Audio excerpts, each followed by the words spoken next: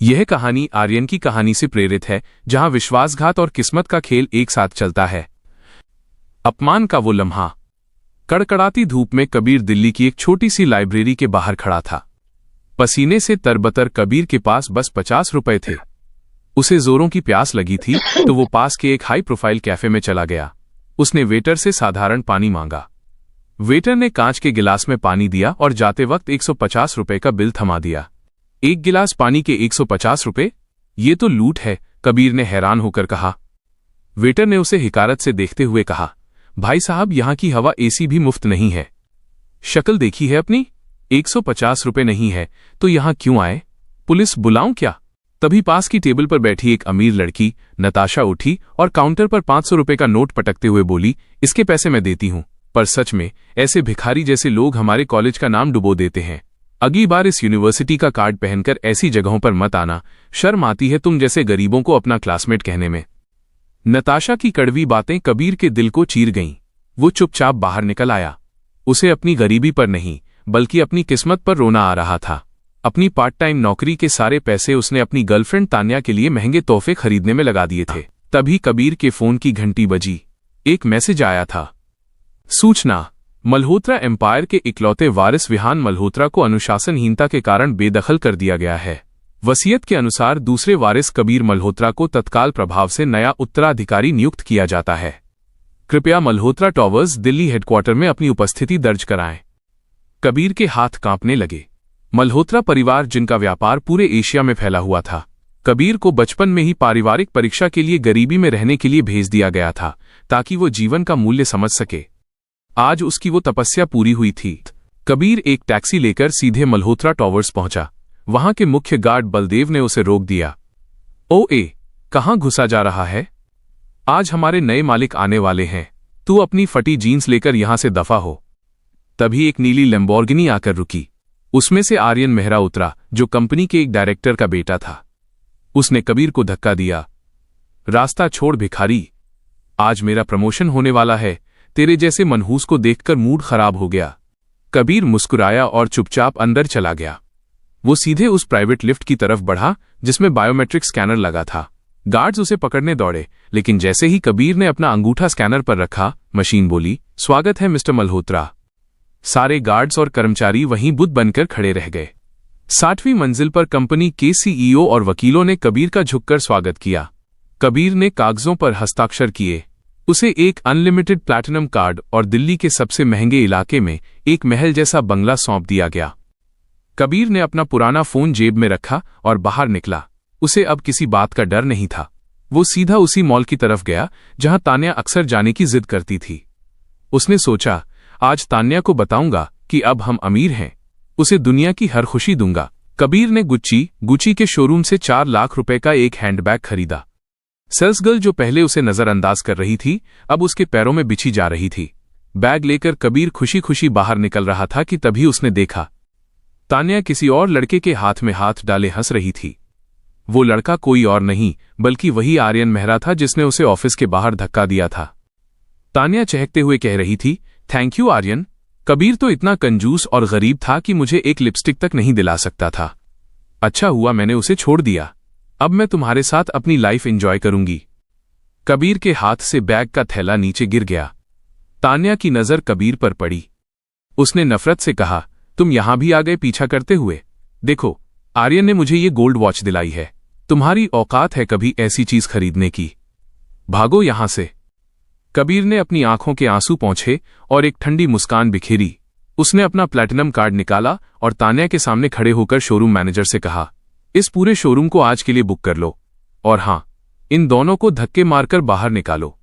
मैं नहीं चाहता कि मेरे खरीदे हुए स्टोर में कोई सस्ता सामान लोग नजर आए। मैनेजर ने तुरंत गार्ड्स को इशारा किया। तान्या और आर्यन की आंखें फटी की फटी रह गईं जब उन्होंने देखा कि जिस गरीब का वे मजाक उड़ा रहे थे, वो दरअसल उस पूरे मॉल और उस कंपनी का मालिक था। विश्वासघात की उस चोट ने कबीर को तोड़कर नहीं बल्कि और मजबूत बनाकर उभारा था। तान्या और आर्यन मेहरा के चेहरे का रंग उड़ चुका था। सबक की शुरुआत। तान्या हकलाते हुए बोली, कबीर, यह है तुम? मैनेजर साहब, आप इस भिखारी की बात क्यों सुन रहे हैं? इसके पास पैसे कहां से आए? मैनेजर ने तान्या को तिरस्कार से देखा और कहा, मैडम, अपनी जबान को लगाम दीजिए। ये मिस्टर कबीर मल्होत्रा हैं, मल्होत्रा एम्पायर के नए मालिक। ये पूरा मॉल अब इन्हीं की कंपनी के अधीन है। आर्यन मेहरा, जो अब तक अपनी रईसी झाड़ रहा था, थर थर कांपने लगा। उसे याद आया कि सुबह उसने ऑफिस के बाहर कबीर को धक्का दिया था। सर, मुझे माफ कर दीजिए, मुझे नहीं पता था कि आप ही हमारे नए बॉस हैं।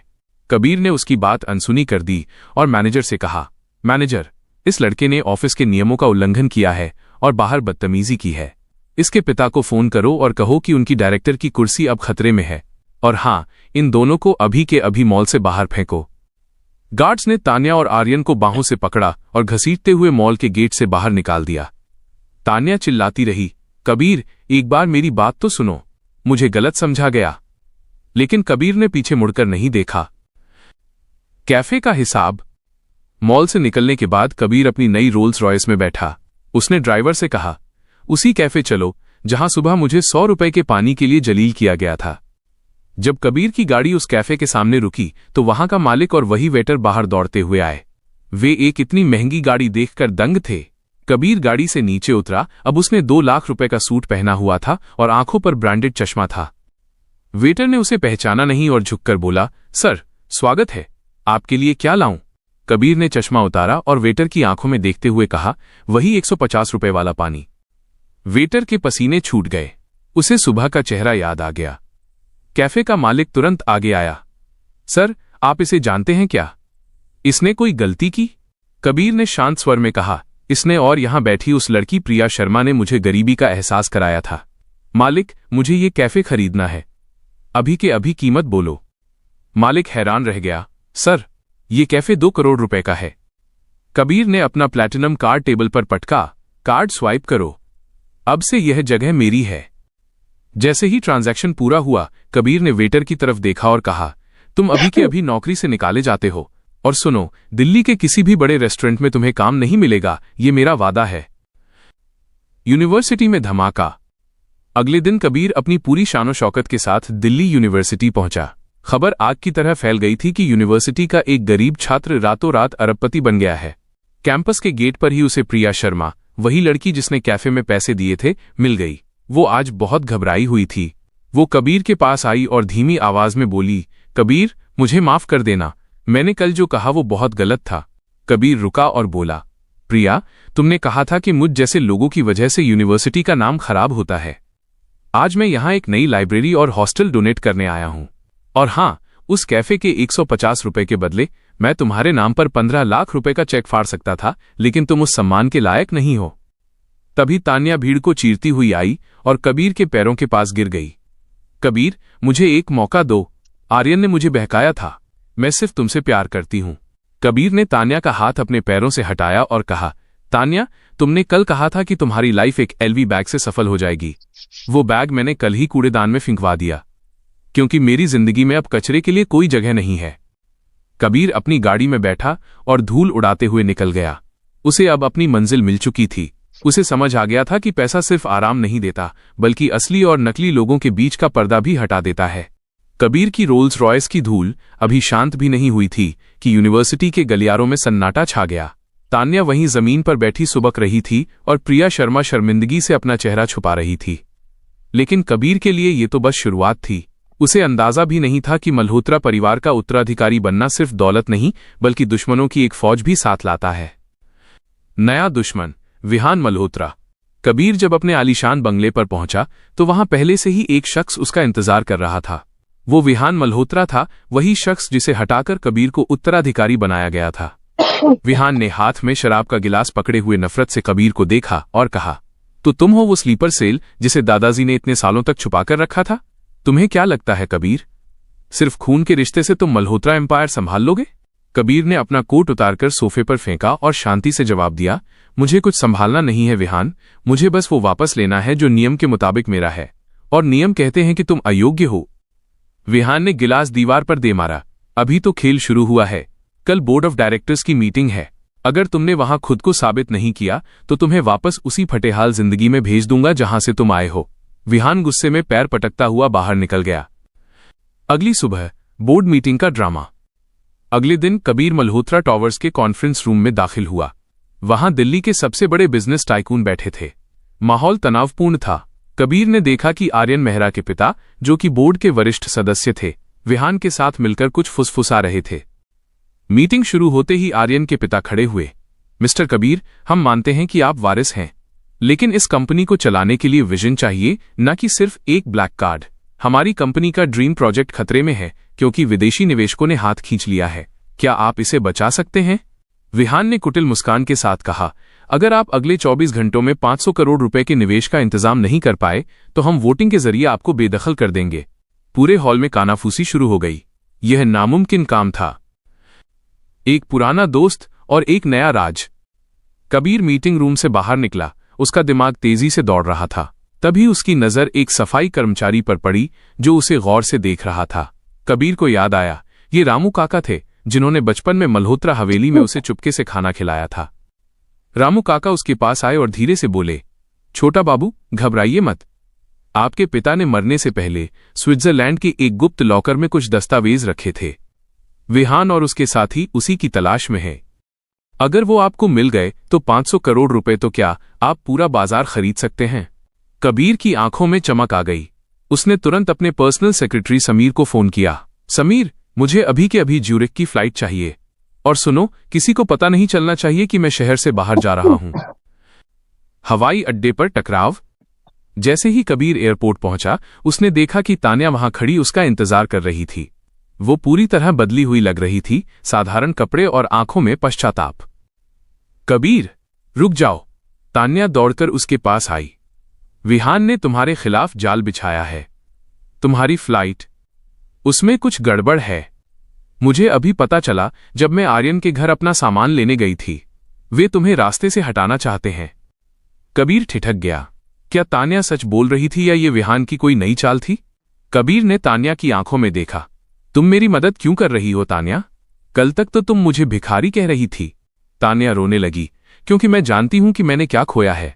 मुझे दौलत नहीं चाहिए कबीर, बस अपनी गलती सुधारनी है। तभी कबीर के फोन पर एक अनजान नंबर से वीडियो कॉल आया। स्क्रीन पर विहान था, जो एक सुनसान गोदाम में खड़ा था। पीछे बंधा हुआ कोई और नहीं बल्कि रामू काका थे। कबीर, एयरपोर्ट पर ही रुक जाना। अगर तुमने उड़ान भरी तो ये बूढ़ा आज की रात नहीं देख पाएगा।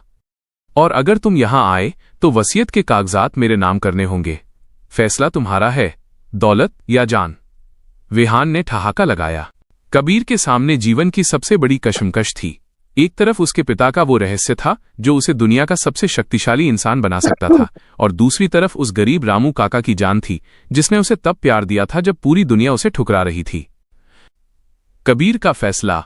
कबीर ने तान्या की तरफ देखा और फिर अपने फोन की स्क्रीन पर तड़पते हुए रामू काका को।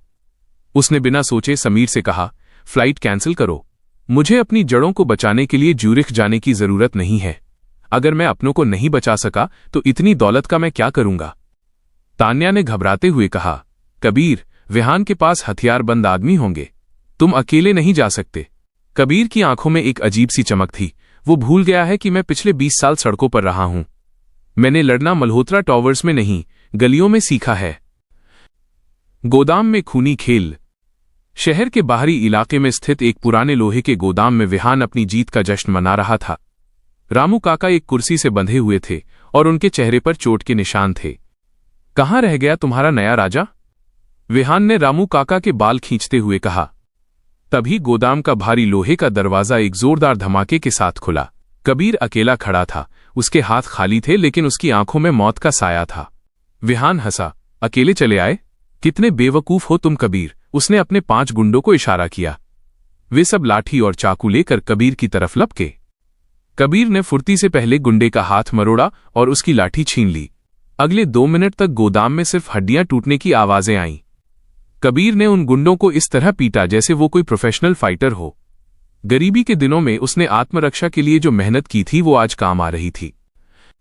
विहान का आखिरी दांव।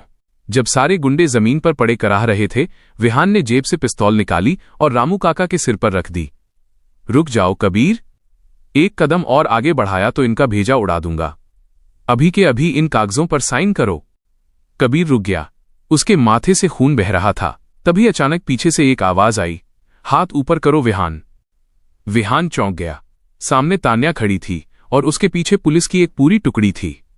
तान्या ने कबीर के पीछे पीछे पुलिस को सारा लोकेशन भेज दिया था। विहान के हाथ से पिस्तौल गिर गई। पुलिस ने उसे दबोच लिया। जाते जाते विहान चिल्लाया, तुम जीत नहीं सकते कबीर, बोर्ड मीटिंग में कल तुम्हारी हार तय है। बोर्ड मीटिंग का दिन असली धमाका। अगली सुबह बोर्ड मीटिंग में सन्नाटा था।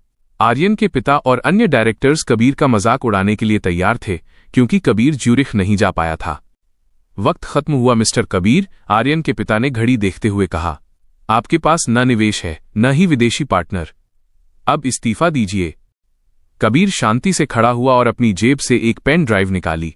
मुझे ज्यूरिख जाने की जरूरत नहीं पड़ी। रामू काका ने मुझे वो चाबी दे दी थी जो मेरे पिता ने उन्हें सौंपी थी। उसने स्क्रीन पर एक वीडियो प्ले किया। वीडियो में कबीर के पिता के साथ दुनिया के सबसे बड़े टेक जाइंट इलोन मस्क जैसे एक बड़े इन्वेस्टर हाथ मिला रहे थे।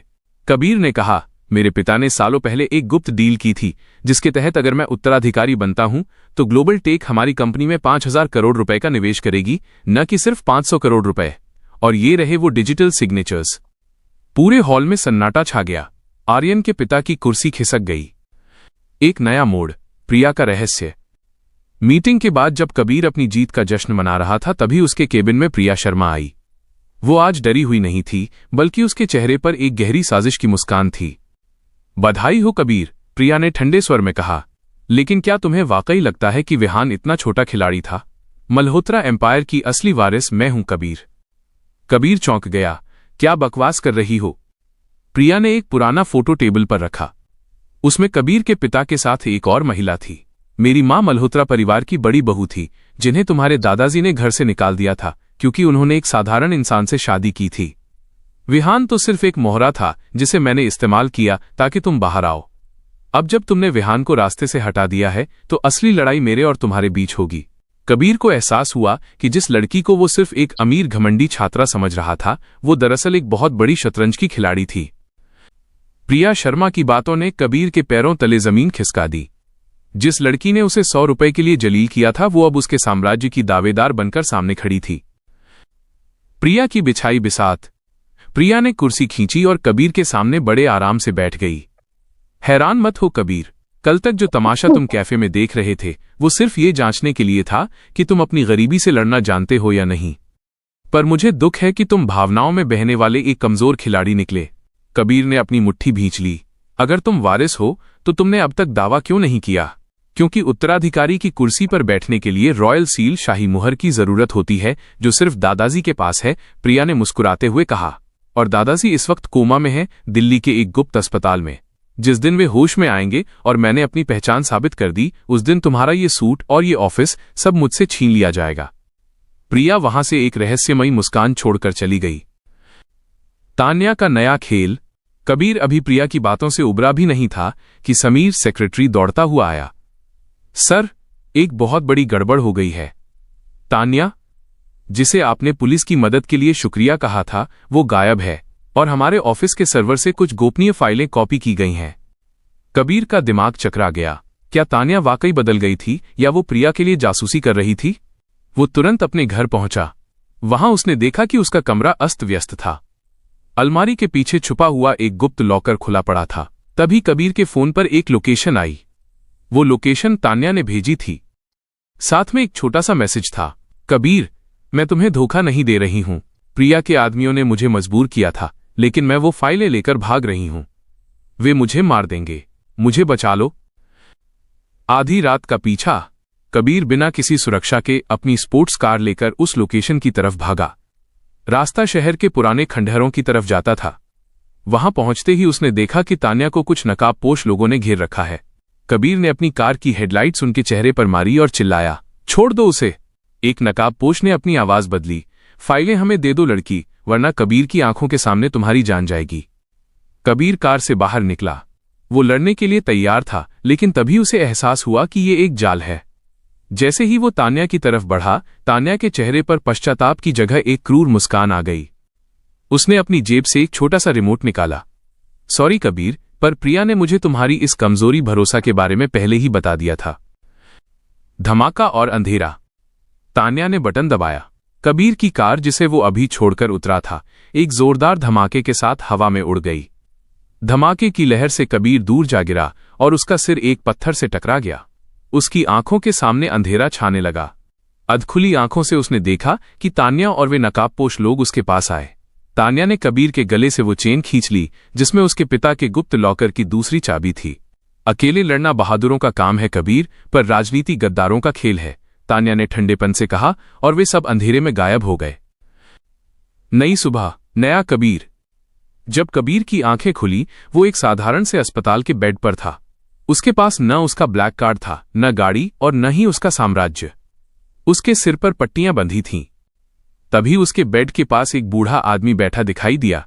वो कोई और नहीं बल्कि मल्होत्रा परिवार के सबसे पुराने वकील मिस्टर बख्शी थे, जो सालों से लापता थे। तो तुम जाग गए शेर के बच्चे? मिस्टर बख्शी ने कहा। बख्शी अंकल, आप यहां? सब कुछ खत्म हो गया। तान्या ने मुझे धोखा दिया, प्रिया ने सब छीन लिया। कबीर की आवाज टूट रही थी। कुछ खत्म नहीं हुआ है कबीर। बख्शी ने एक पुराना कागज निकाला। मल्होत्रा परिवार का एक अंतिम नियम है, अगर उत्तराधिकारी पर जानलेवा हमला होता है और वो जीवित बच जाता है तो वो ब्लैक ऑपरेशंस मोड एक्टिवेट कर सकता है। यानी अब तुम कानून और नियमों से बंधे नहीं हो। अब तुम अपनी संपत्ति वापस पाने के लिए किसी भी हद तक जा सकते हो। कबीर उठा। उसकी आंखों में अब वो मासूमियत नहीं थी। उसने अपनी पट्टी खुद खोली। अब मुझे अपना साम्राज्य वापस नहीं चाहिए बख्शी अंकल। अब मुझे उन सब का अंत चाहिए।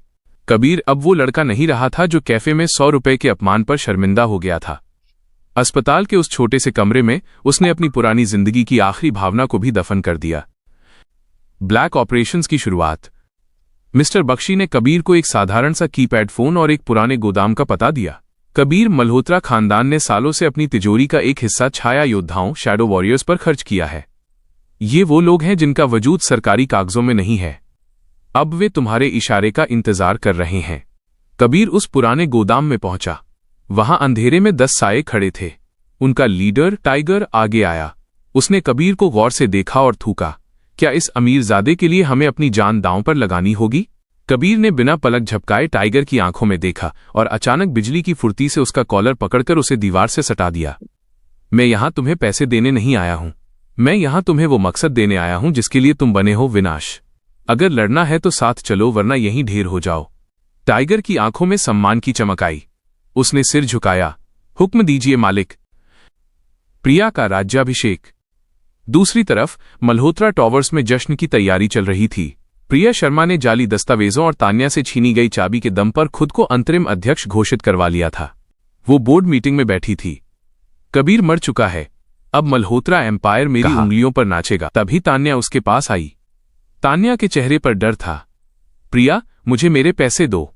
मैं इस शहर से दूर जाना चाहती हूं। मुझे डर लग रहा है कि कबीर वापस आएगा। प्रिया ने उसे एक जोरदार थप्पड़ मारा। डरपोक, कबीर उस धमाके में राख हो गया होगा।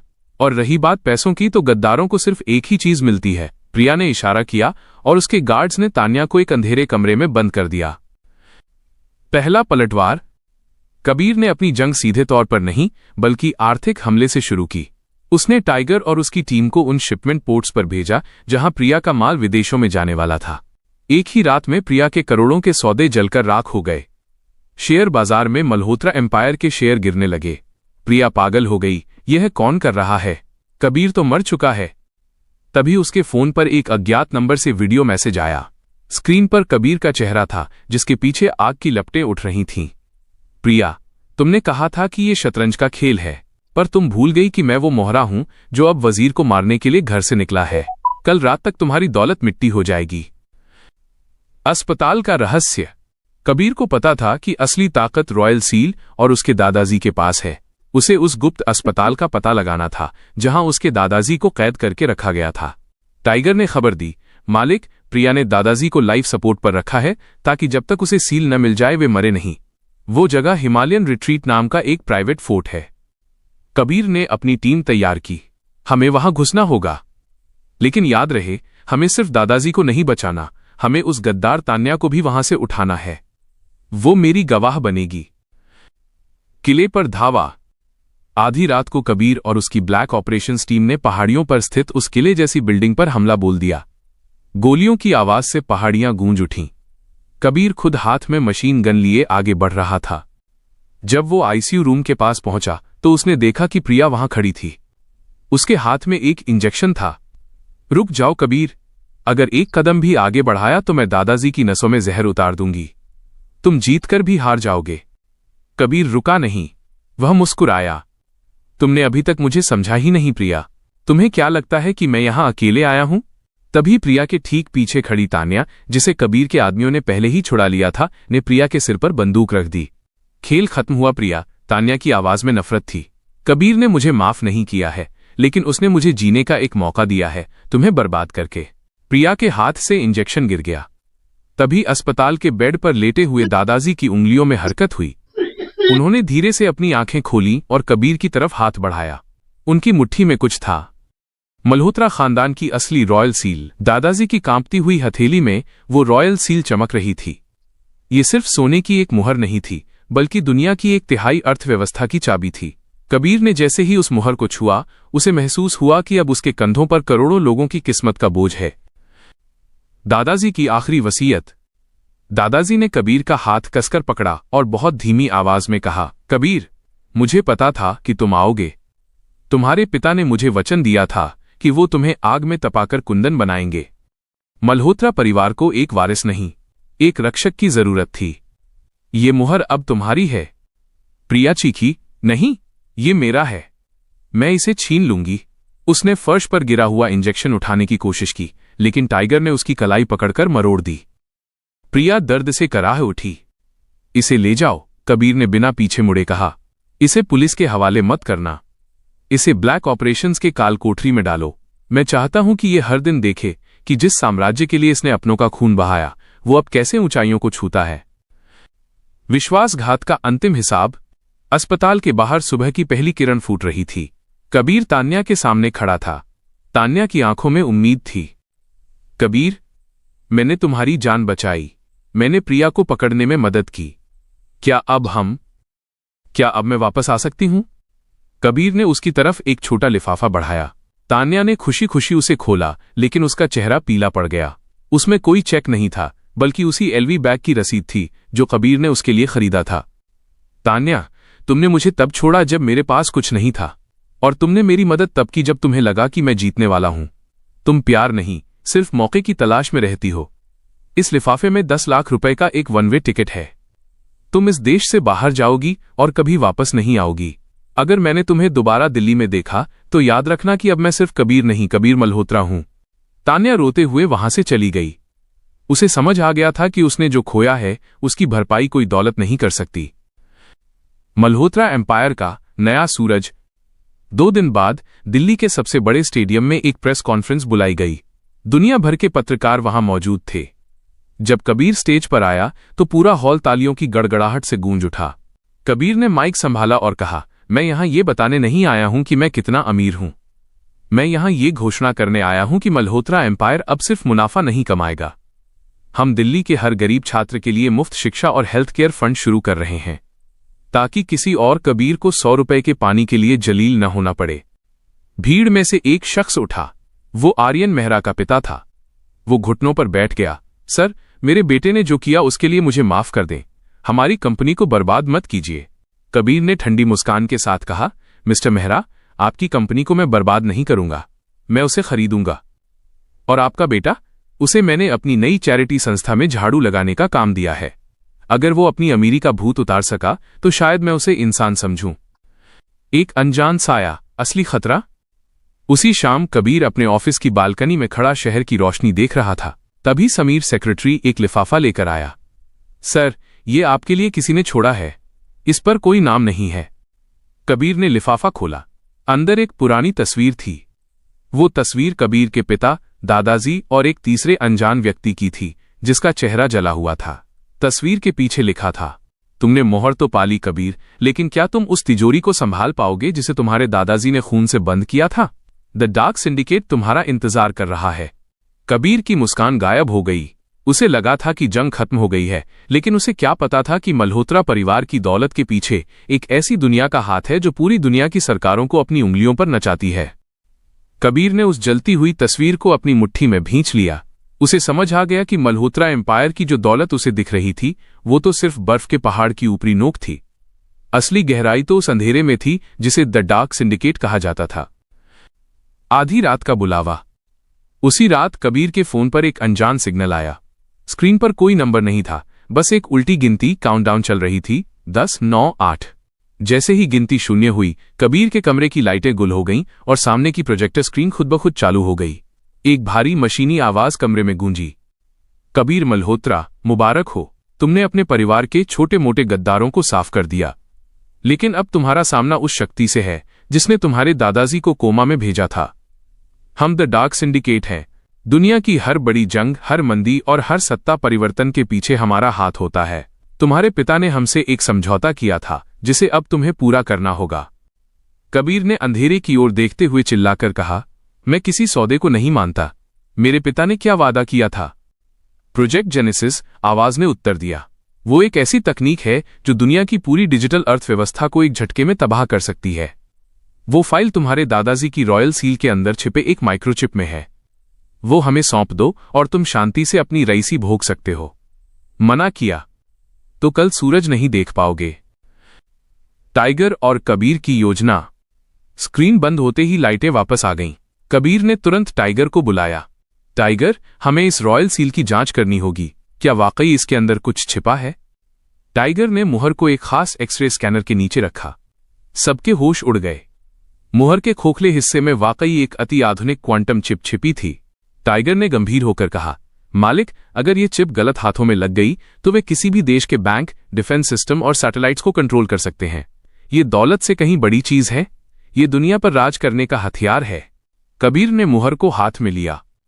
तो मेरे पिता ने इसे दुनिया से बचाकर रखा था। वे गद्दार नहीं, बल्कि दुनिया के रक्षक थे। टाइगर, अब हम छुपेंगे नहीं। हम उन्हें वहीं मारेंगे जहां उन्हें सबसे ज्यादा दर्द होता है। दुश्मन के अड्डे पर हमला। सिंडिकेट का मुख्य दलाल मिस्टर जीरो दिल्ली के एक पुराने आलीशान होटल के अंडरग्राउंड बेस में कबीर का इंतजार कर रहा था। उसके पास दर्जनों प्रोफेशनल कॉन्ट्रैक्ट किलर्स थे। जैसे ही कबीर वहां पहुंचा, जीरो ने मुस्कुराते हुए कहा, समझदार लड़का। चिप ले आए? कबीर ने चिप हवा में उछाली। जैसे ही जीरो के आदमी उसे पकड़ने लपके, कबीर ने रिमोट का बटन दबा दिया। वो चिप असली नहीं थी, बल्कि एक इलेक्ट्रोमैग्नेटिक पल्स ईएमपी बम था। एक तेज नीला धमाका हुआ और पूरे बेस की बिजली और हथियार जाम हो गए। अंधेरे का फायदा उठाकर टाइगर और उसके छाया योद्धा छत से नीचे कूदे। बेस एक युद्ध के मैदान में बदल गया। कबीर खुद मिस्टर जीरो की तरफ बढ़ा। जीरो ने चाकू निकाला, लेकिन कबीर ने उसे हवा में ही पकड़ लिया और उसे जमीन पर पटक दिया। अपने मालिक से कहना, कबीर ने जीरो के कान में फुसफुसाया, कि कबीर मल्होत्रा बिकाऊ नहीं है। उसने गरीबी देखी है, इसलिए उसे चीजें खोने का डर नहीं है। और जिसे हार का डर न हो, उसे तुम कभी हरा नहीं सकते। एक नया राज, आर्यन खन्ना? मिस्टर जीरो खून थूकते हुए हंसा। तुम्हें लगता है तुम जीत गए? कबीर, तुम्हें पता है तुम्हारे पिता ने तुम्हें गरीबी में क्यों रखा? सिर्फ इसलिए नहीं कि तुम काबिल बनो, बल्कि इसलिए ताकि तुम उस दूसरे लड़के से दूर रह सको जिसे सिंडिकेट ने गोद लिया था। कबीर ठिठक गया। क्या मतलब? सिंडिकेट के पास भी एक वारिस है, जीरो ने हाँफते हुए कहा। जिस दिन तुम दिल्ली यूनिवर्सिटी के उस कैफे में बैठे थे, उसी दिन वो लड़का भी वहीं था। वो तुम्हारी हर हरकत पर नजर रख रहा था। वो तुम्हारा परछाई है कबीर। कबीर को अचानक उस कैफे की एक धुंधली याद आई। जब वो वेटर से बहस कर रहा था तो कोने में एक लड़का बैठा था जो ठीक उसकी तरह दिख रहा था। वही कदकाठी, वही आंखें। कबीर ने टाइगर की तरफ देखा। टाइगर, पता लगाओ कि उस दिन कैफे में मौजूद हर एक छात्र का बैकग्राउंड क्या था। मुझे उस दूसरे वारिस का चेहरा चाहिए। मिस्टर जीरो की उस रहस्यमयी हंसी ने कबीर के दिमाग में तूफान खड़ा कर दिया। कबीर ने टाइगर को तुरंत आदेश दिया कि वो कैफे के उस दिन के सारे सीसीटीवी फुटेज निकलवाए। परछाई का चेहरा।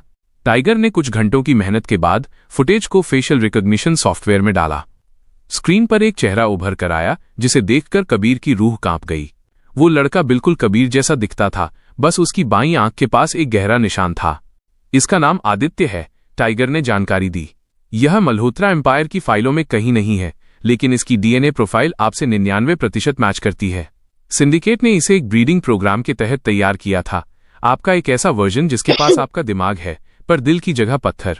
कबीर ने ठंडे स्वर में कहा, यानी वे मुझे मारकर उसकी जगह बैठाना चाहते थे, ताकि दुनिया को लगे कि कबीर मल्होत्रा राज कर रहा है, जबकि पीछे से सिंडिकेट डोर हिलाएगा। सिंडिकेट का मास्टर स्ट्रोक। तभी दिल्ली की हर बड़ी न्यूज चैनल पर एक ब्रेकिंग न्यूज चलने लगी। कबीर ने स्क्रीन की तरफ देखा और उसके हाथ से पानी का गिलास छूट गया। टीवी पर कबीर जैसा ही दिखने वाला लड़का आदित्य प्रेस क्लब के सामने खड़ा था। वो रोने का नाटक कर रहा था और कह रहा था, मैं असली कबीर मल्होत्रा हूं। जिस इंसान ने 2 दिन पहले प्रेस कॉन्फ्रेंस की थी वो एक बहरूपिया है जिसे विहान मल्होत्रा ने तैयार किया था। मेरे पास सबूत हैं। आदित्य ने वे सारे निजी दस्तावेज और बचपन की तस्वीरें दिखाईं जो सिंडिकेट ने सालों से जमा की थीं। देखते ही देखते जनता और कानून की नजर में असली कबीर धोखेबाज बन गया। फरारी और नया ठिकाना। मालिक, पुलिस यहां आती ही होगी, हमें निकलना होगा, टाइगर ने कबीर को झकझोरा। कबीर अपनी ही कंपनी के ऑफिस से एक मुजरिम की तरह बाहर निकला। चंद घंटों पहले जो लोग उसे सर कहकर झुक रहे थे, अब वही उसे शक की निगाहों से देख रहे थे। कबीर अब फिर से सड़क पर था, लेकिन इस बार उसके पास एक साम्राज्य खोने का गम नहीं, बल्कि अपने अस्तित्व को साबित करने की चुनौती थी। टाइगर उसे दिल्ली के एक पुराने और संकरे इलाके चांदनी चौक की एक तंग गली में ले गया। यहां सिंडिकेट की नजर नहीं पहुंचेगी, यह मेरा पुराना ठिकाना है। प्रोजेक्ट जेनेसिस का एक्टिवेशन। कबीर ने मुहर रॉयल सील निकाली। अगर दुनिया मुझे धोखेबाज समझती है तो मुझे दुनिया के सबसे बड़े धोखे का पर्दाफाश करना होगा। टाइगर, क्या हम इस चिप के जरिए सिंडिकेट के सर्वर में घुस सकते हैं? यह खतरनाक है मालिक। अगर हम चिप को एक्टिवेट करते हैं तो सिंडिकेट को हमारी लोकेशन मिल जाएगी, टाइगर ने चेतावनी दी। होने दो, कबीर की आंखों में एक अजीब सी आग थी। मैं चाहता हूं कि वे आएं। मैं आदित्य को आमने सामने देखना चाहता हूं। जैसे ही कबीर ने चिप को अपने लैपटॉप से जोड़ा, डेटा की हजारों लाइनें स्क्रीन पर दौड़ने लगीं। सिंडिकेट का काला चिट्ठा कबीर के सामने था। उसने देखा कि सिंडिकेट ने न केवल मल्होत्रा परिवार बल्कि दुनिया के 50 बड़े देशों के राष्ट्रपतियों को ब्लैकमेल कर रखा था। 2 कबीर, आमना सामना। तभी उस पुराने गोदाम की छत फाड़कर कमांडोज नीचे उतरे। कबीर ने भागने की कोशिश नहीं की। धुएं के बीच से आदित्य बाहर निकला। उसके हाथ में एक हाईटेक पिस्तौल थी। नमस्ते भाई, आदित्य ने व्यंग्य से कहा। तुम्हारी गरीबी की कहानी बड़ी दिलचस्प थी, पर अब इस कहानी का द एंड मेरे हाथों होगा। मुहर मुझे दे दो और मैं तुम्हें जल्दी मौत दूंगा। कबीर मुस्कुराया और अपनी शर्ट के बटन खोले। उसके सीने पर एक बम बंधा था। आदित्य, तुम सिंडिकेट की कठपुतली हो। तुम्हें लगता है तुम जीत रहे हो? मैंने चिप का सारा डेटा पहले ही पब्लिक डोमेन में अपलोड कर दिया है। जैसे ही ये टाइमर 0 होगा, सिंडिकेट के सारे राज दुनिया के सामने होंगे। आदित्य का चेहरा सफेद पड़ गया। तुम पागल हो, तुम खुद को भी मार दोगे। मैं तो उसी दिन मर गया था जब उस कैफे में मेरा अपमान हुआ था। कबीर ने कदम आगे बढ़ाया। अब जो खड़ा है वो सिर्फ एक इंसाफ की मशीन है। अंतिम क्षण का ट्विस्ट। टाइमर रात के 12:05:04:03 पर था। आदित्य ने डर के मारे पिस्तौल फेंक दी और भागने की कोशिश की, लेकिन तभी खिड़की से एक स्नाइपर शॉट आया और आदित्य के हाथ पर लगा। वो स्नाइपर कोई और नहीं बल्कि प्रिया शर्मा थी। वो ब्लैक ऑपरेशंस की कैद से भाग निकली थी, लेकिन वो कबीर को मारने नहीं बल्कि बचाने आई थी। कबीर, नीचे झुको, प्रिया चिल्लाई। धमाका हुआ, लेकिन वो बम नहीं था। वो एक स्मोक और फ्लैश ग्रेनेड था जिसे कबीर ने सिर्फ डराने के लिए इस्तेमाल किया था। कबीर ने उस धुएं में आदित्य को दबोच लिया और उसके कान में कहा, खेल अब शुरू हुआ है। अब दुनिया देखेगी कि असली और नकली में क्या फर्क होता है। धुएं के गुबार के बीच कबीर ने आदित्य को दबोच रखा था। बाहर पुलिस के सायरन और सिंडिकेट के कमांडोज के जूतों की आवाजें गूंज रही थीं। प्रिया का बदला हुआ रुख। प्रिया खंडहर की टूटी हुई खिड़की से अंदर कूदी। उसके हाथ में अभी भी स्नाइपर राइफल थी। कबीर ने उसे शक की नजरों से देखा। तुम तो मेरी दुश्मन थी। प्रिया ने तेजी से मैगजीन रीलोड की और कहा, दुश्मन थी और शायद रहूंगी, पर मैं मल्होत्रा हूं कबीर। सिंडिकेट ने मेरे पिता को भी मारा था। ये बात मुझे तुम्हारी जेल में रहते हुए पता चली जब समीर ने मुझे कुछ पुराने दस्तावेज दिखाए। मैं अपना साम्राज्य खो सकती हूं, पर अपने परिवार के हत्यारों के साथ हाथ नहीं मिला सकती। आदित्य का असली चेहरा। आदित्य जमीन पर पड़ा कराह रहा था। उसने कबीर की तरफ देखा और अचानक हंसने लगा। तुम्हें लगता है कि डेटा अपलोड करने से तुम जीत जाओगे? कबीर, सिंडिकेट कोई कंपनी नहीं है, वो एक विचार आइडिया है। तुमने जो डेटा अपलोड किया है उसे इंटरनेट से गायब करने में उन्हें सिर्फ 10 मिनट लगेंगे। कबीर ने उसकी गर्दन दबोच ली। उन 10 मिनटों में पूरी दुनिया देख लेगी कि तुम कौन हो। तभी आदित्य ने अपने दांतों के बीच दबी एक छोटी सी डिवाइस को दबाया। कबीर को लगा कि वो जहर खा रहा है, पर तभी कबीर के फोन पर एक मैसेज आया। पूरे शहर की बिजली गुल हो गई। सिंडिकेट ने प्रोजेक्ट जेनेसिस का एक हिस्सा एक्टिवेट कर दिया था, डिजिटल ब्लैकआउट। अंधेरे में जंग। पूरा दिल्ली शहर अंधेरे में डूब गया। सिंडिकेट के कमांडोज ने नाइट विजन चश्मे पहन रखे थे। वे अब कबीर और प्रिया के लिए एक आसान शिकार थे। टाइगर, बाहर निकलो, कबीर चिल्लाया।